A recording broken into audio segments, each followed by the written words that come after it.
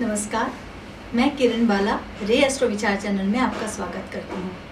अपनी पिछली वीडियो में हमने उडोदाय प्रदीप यानी कि लघु पराशरी ग्रंथ के 2 श्लोकों की चर्चा करी थी और आज उसी सीरीज़ को आगे बढ़ाते हुए हम तीसरी श्लोक की चर्चा करेंगे, जिसमें मैंने बताया था कि उडु का अर्थ होता है नक्षत्र और दाय का अर्थ होता है दशा, यानी कि नक्षत्रों के ऊपर आधारित दशा। एक प्रश्न भी आया है जिसमें ये जिज्ञासा की गई है कि लघु पराशरी में तो केवल 42 श्लोक हैं, फिर इसको ग्रंथ क्यों कहा जाता है। तो इसके समाधान में मैं यही कहना चाहूँगी कि ग्रंथ का अर्थ ये नहीं होता कि मोटी मोटी और बड़ी बड़ी किताबें ही हों, ऐसा नहीं होता। ग्रंथ का बना है ग्रथि धातु से, ग्रंथ शब्द ग्रथि धातु से बना है, जिसका अर्थ होता है गूंथना।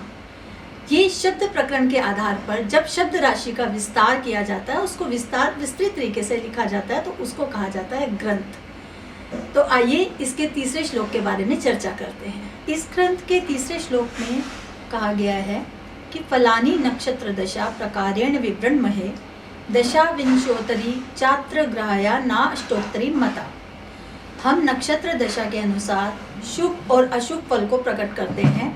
इस ग्रंथ में केवल विंशोत्तरी दशा ही ग्राह्य है, अष्टोत्तरी दशा का यहाँ ग्रहण नहीं करना चाहिए। इस श्लोक में विषय को बहुत अच्छी तरह से स्पष्ट करते हुए विंशोत्तरी दशा की प्रधानता बताई गई है।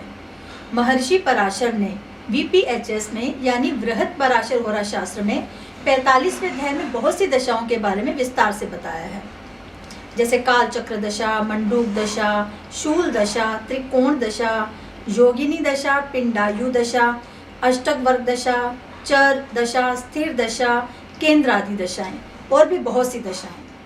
यहाँ लिखा गया है कि नक्षत्र पर आधारित दशा, तो नक्षत्र पर भी आधारित कई दशाएं हैं, जैसे विंशोत्तरी, अष्टोत्तरी दशा, द्वादशोत्तरी दशा, शतवार्षिकी दशा, चतुर्शीति समा आदि बहुत सी दशाएं हैं।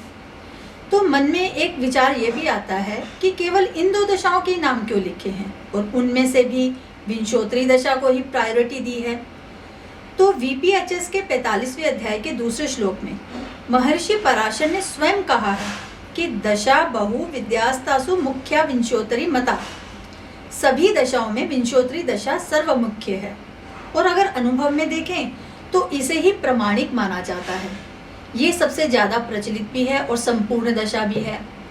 मारक आदि का विचार विंशोत्तरी दशा से मिलता है, ऐसा भी अनुभव में आया है। अष्टोत्तरी आदि दशाओं से मारक विचार नहीं मिल पाता। यहाँ ये स्पष्ट करना भी आवश्यक है कि यहाँ लघु पराशरी में लिखने वाले का केवल इतना ही आशय है कि इसमें जो सूत्र लिखे गए हैं या जो सूत्र बताए गए हैं वो विंशोत्तरी दशा को ही ध्यान में रखकर लिखे गए हैं। एक बात और है कि अष्टोत्तरी आदि दशाओं का प्रयोग किसी न किसी कंडीशन में किया जाता है, जैसे कि षोडशोत्तरी दशा में कंडीशन होती है कृष्ण पक्ष में चंद्रमा की होरा में लग्न हो और शुक्ल पक्ष में सूर्य की होरा में लग्न हो, तो षोडशोत्तरी दशा से प्रिडिक्शन करनी चाहिए। अष्टोत्तरी दशा में कंडीशन होती है कि लग्नेश से यानी कि लग्न के स्वामी से केंद्र या त्रिकोण में राहु हो तो अष्टोत्तरी दशा से प्रिडिक्शन करनी चाहिए। उसके बाद भी कंडीशन होती है कि यदि लग्न में कोई ग्रह हो तो आर्द्रा नक्षत्र से दशा की गिनती होगी और यदि लग्न में कोई ग्रह ना हो तो कृतिका नक्षत्र से दशा की गिनती होगी। और इसके अतिरिक्त भी इसमें बहुत सी कंडीशन है, लेकिन यदि हम सभी पर चर्चा करेंगे तो ये वीडियो बहुत लंबा हो जाएगा और मेरा प्रयास यही रहता है कि जितनी छोटी से छोटी वीडियो में आपको अधिक से अधिक जानकारी मिल जाए उतना ही अच्छा है।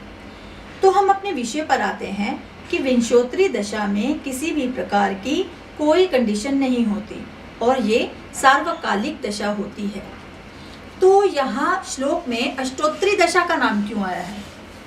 क्योंकि यहाँ पर हम अष्टोत्तरी दशा को ही उपलक्षण मानते हुए यही मानेंगे कि बाकी सभी दशाओं का इसी अष्टोत्तरी दशा में ही बोध हो गया। अब हम विंशोत्तरी दशा को थोड़ा विस्तार से समझते हैं। ये दशा नक्षत्रों पर आधारित है, तो थोड़ा सा नक्षत्रों को भी समझ लेते हैं। जब किसी का जन्म होता है तो उस समय का जो नक्षत्र होता है, यानी कि उस समय चंद्रमा जिस नक्षत्र में होता है उस नक्षत्र के स्वामी ग्रह की दशा व्यक्ति को मिलती है। इसका अर्थ ये हुआ कि प्रत्येक नक्षत्र का कोई ना कोई स्वामी ग्रह अवश्य होता है। और इसका अपना ही एक क्रम है। जैसे कि केतु से दशा की गिनती करेंगे, आप स्क्रीन में देख रहे हो कि पहले कॉलम में केतु, शुक्र, सूर्य, चंद्र, मंगल, राहु, गुरु, शनि और बुध, और इन सभी ग्रहों को फिक्स यानी निश्चित वर्ष दिए गए हैं। जैसे सूर्य 6 वर्ष, चंद्रमा 10 वर्ष, मंगल 7 वर्ष, राहु 18 वर्ष, गुरु 16 वर्ष, शनि 19 वर्ष, बुध 17 वर्ष और केतु 7 वर्ष और शुक्र के 20 वर्ष। सभी ग्रहों के वर्षों का अगर हम योग करें तो 120 वर्ष आते हैं, इसीलिए इसे विंशोत्तरी दशा कहा जाता है। और प्रत्येक ग्रह को 3-3 नक्षत्र दिए गए हैं, यानी कि इन 3 नक्षत्रों में से किसी भी नक्षत्र में यदि जन्म होगा तो उसी ग्रह की दशा मिलेगी। अब हम अगर अष्टोत्तरी दशा की भी बात करें तो यहाँ अष्टोत्तरी दशा में प्रत्येक ग्रहों के वर्ष भी अलग अलग हैं और नक्षत्रों का क्रम भी अलग है। यहाँ पर सूर्य को 6 वर्ष दिए हैं, चंद्रमा को 15, मंगल को 8 वर्ष, बुध को 17 वर्ष, शनि को 10 वर्ष, गुरु को 19 वर्ष और राहु को 12 वर्ष और शुक्र को 21 वर्ष दिए हैं। और इन सभी का अगर हम योग करें तो ये आता है 108 वर्ष। इसमें नक्षत्रों का क्रम भी अलग है और यहाँ अभिजीत नक्षत्रों को भी शामिल किया गया है। और अनुभव में भी पाया गया है कि अष्टोत्तरी दशाओं में मारक का विचार नहीं मिल पाता। मारक आदि का विचार भी केवल विंशोत्तरी दशा में ही सटीक बैठता है, इसीलिए ग्रंथकार ने यहाँ पर विंशोत्तरी दशा को ही प्रायोरिटी दी है। तो इस ग्रंथ में इसके तीसरे श्लोक में विंशोत्तरी दशा का महत्व बताते हुए ग्रंथकार यही कहते हैं कि यहाँ पर जिन सिद्धांतों का प्रयोग करना है, जिन सूत्रों के बारे में बताया गया है, उनके आधार पर आप विंशोत्तरी दशा का ही प्रयोग करें।